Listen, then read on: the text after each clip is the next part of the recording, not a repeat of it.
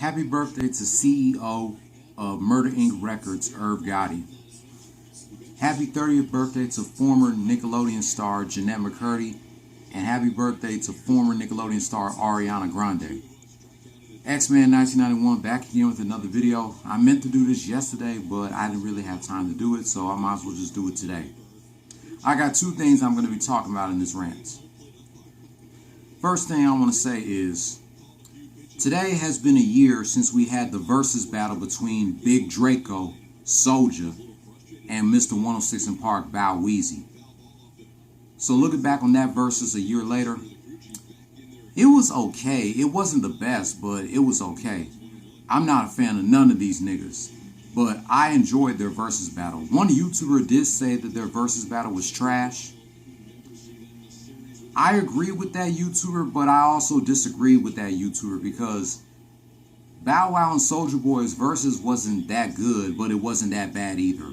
Either way, I still enjoyed that Versus. That nigga Soulja Boy playing the same songs for like 2 or 3 times. And I definitely enjoyed Bow's performance. I like how Bow was performing all his songs without the lyrics playing in the background. And that's what performers supposed to do when they're performing their songs live on stage.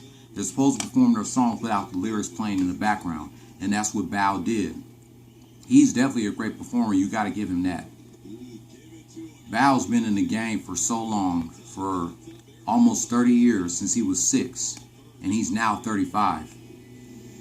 And shout out to DJ Just, who was on the ad-libs on all of Bow's songs. DJ Just definitely deserves his flowers. Soulja's DJ Charisma, and I never heard of DJ Alchemist before until Academics until that Versus. They didn't do Soulja justice at all. We all knew Bow was going to win anyway because Bow got hits. He's been in the game since he was a little kid. My favorite part of that Versus was when Soulja Boy brought out Romeo to be in the same stage at the same time with Bow Wow. And I love Romeo's speech on how Bow is the Michael Jordan of hip-hop, he's the Kobe of hip-hop, and Soulja is the LeBron of hip-hop. Yeah, I bet Soulja was like, yeah, I'm going to bring Romeo out on stage because y'all niggas been beefing since y'all were kids. And Romeo did say that he did put Bow in his first single, My Baby, and the whole world put them against each other. I'm not a fan of none of these niggas. I'm not a fan of Soulja Boy, Bow Wow, or Romeo, especially Romeo and Bow Wow. But I was forced to have albums by these guys because I was not allowed to have hip-hop albums with a parental advisory label when I was a kid. People said it should have been Romeo versus Bow Wow at Versus. And I'm like, this nigga Romeo don't got enough songs to go against Bow Wow in Versus. Bow definitely got hits. Even though he never wrote most of his shit, most of his songs has been written by, JD. And even Robert Kelly wrote his shit when they did that song, I'm a Flirt. And that is my favorite Bow song, I'm a Flirt. And a lot of y'all were confused about who did the song originally belong to, Robert Kelly or Bow Wow. Bow was who the song originally came from. Robert Kelly was just featured on it. Even though he wrote the shit, he was still featured on it. He took it upon himself and made a remix of it without Bow, and that's Bow's song. How the hell is Robert Kelly going to do a remix of a song that he's featured on without the person who originally made it? To me, that didn't make any sense. Looking back on the song 15 years later. I like the original of I'm a Flirt better than the remix, to be honest. But yeah, Bow, he ran the whole 2000s era of hip-hop, and he was part of that era where you still knew how to rap. Even though he never wrote his shit. He had people write his shit like JD. And speaking of Versus, I want to do a recap of a Versus battle that happened this past Thursday. The same day Beavis and Butthead Do the Universe aired on Paramount Plus. And that is the Versus between Omarion and Mario, Ray J and Bobby Valentino, and Sammie and Pleasure P. After watching that Versus fucking sucked. I don't know what the hell was I watching. I was like, what the hell am I watching? A Versus battle or a stand-up comedy? Because these niggas were going back and forth saying, I can sing, I can sing, I can sing. I can sing that song. Pleasure P talking about I wrote all the Pretty Ricky songs. And speaking of Sammie, where the hell has this guy been? I ain't heard shit from this nigga in years. Last time I heard from Sammie was when he did that song with Soulja Boy, Kiss Me Through the Phone. And I hate that song. That was another song that Soulja did at Verzus last year. And everybody that saw this Versus, they was not really feeling it. Former NBA player Steven Jackson and Daz Dillinger from the Dog Pound posted on their Instagram about their 2 cents on this Versus. I kept saying in the comments, I'd rather watch Beavis and Butthead do the universe than this bullshit. And what the hell was the point of Omarion eating a watermelon on stage? I never seen no artist eat while performing their songs at Versus until now. Mario did his thing. He definitely deserved his flowers. Mario killed it at Versus. He destroyed Omarion. I mean, if Omarion would have brought out his B2K boys, Raz B, J-Boog, and Lil Fizz, it would have been over for Mario. But Mario destroyed Omarion in Versus this past Thursday. I should have watched the Beavis and Butthead do the Universe movie than this shit. That Versus was just, it was fucking terrible. I didn't really enjoy it. And no, I didn't watch the Beavis and Butthead do the Universe movie yet. And don't worry, I am going to watch the movie soon. And in part 25 of my Beavis and Butthead, Daria, and Celebrity Deathmatch rant, I will do a review on it. But I haven't seen the movie yet, so please don't spoil it for me. But I heard the movie is hilarious. Mike Judge has not lost it. He still got it as Beavis and Butthead. But that's what I should have watched on Thursday instead of that Versus with Omarion, Mario, Ray J, Bobby Valentino, Pleasure P, and Sammie. Everybody was trash on that stage. Sammie, trash. Pleasure P, he was alright. Bobby Valentino, he's a good singer, but his performance at Versus was trash. Matter of fact, let me show you what Daz posted on his IG about his 2 cents on this Versus battle. And by the way, Daz just announced his retirement from hip-hop after, what, almost 30 plus years? I'm not sure if this is true, but if it is, I do want to thank you, Daz, for everything that you've done in hip-hop. Whether people like it or not, I appreciate everything that you've done for hip-hop since the 90s. You know, I think we should get the Dog Pound, Daz, and Corrupt to do a Versus. The Dog Pound versus Outkast, or the Dog Pound versus Capone and Noriega. But this is what Daz said on his IG, on his 2 cents about this Versus.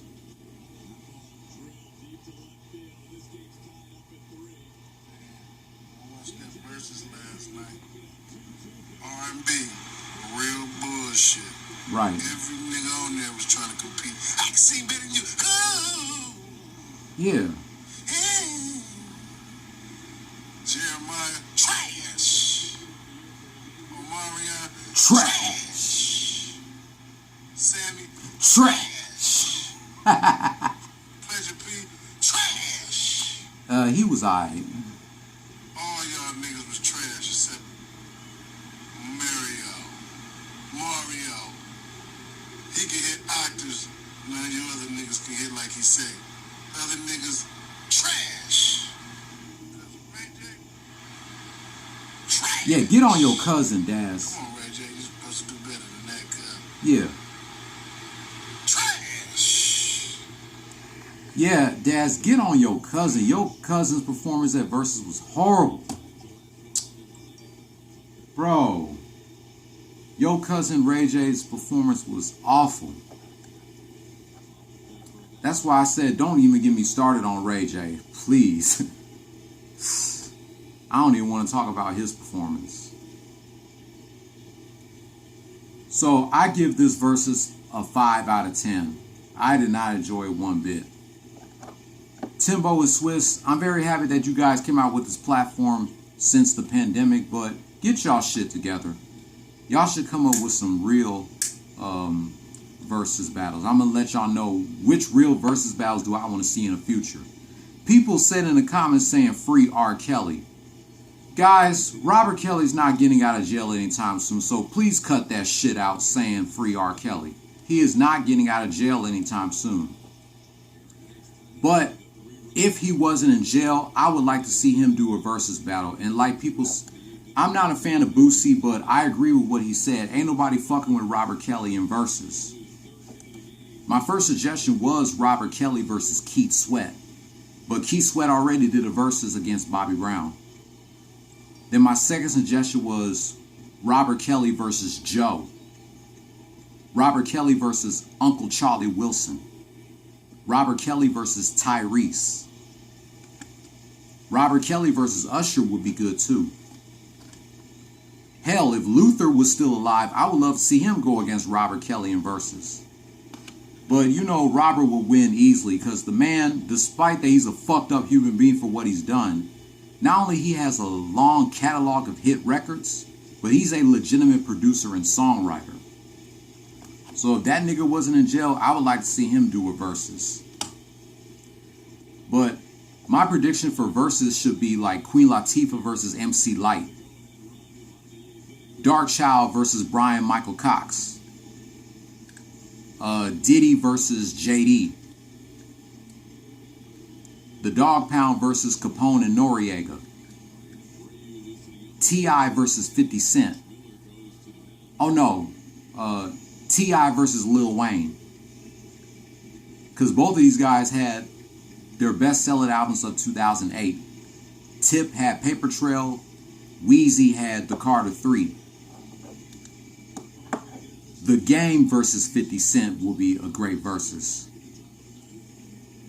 Eminem versus Busta Rhymes, or Busta Rhymes versus Twista. I'm just coming up with some great predictions for verses. Mariah versus Mary.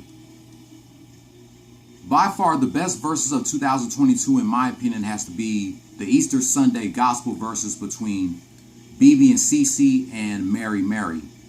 That's by far the best verses of 2022 in my opinion. But they need to get their shit together because that versus was just god awful. I should have watched the Beavis and Butthead do the Universe movie than to watch that shit. That was just terrible. Now the second subject of this rant is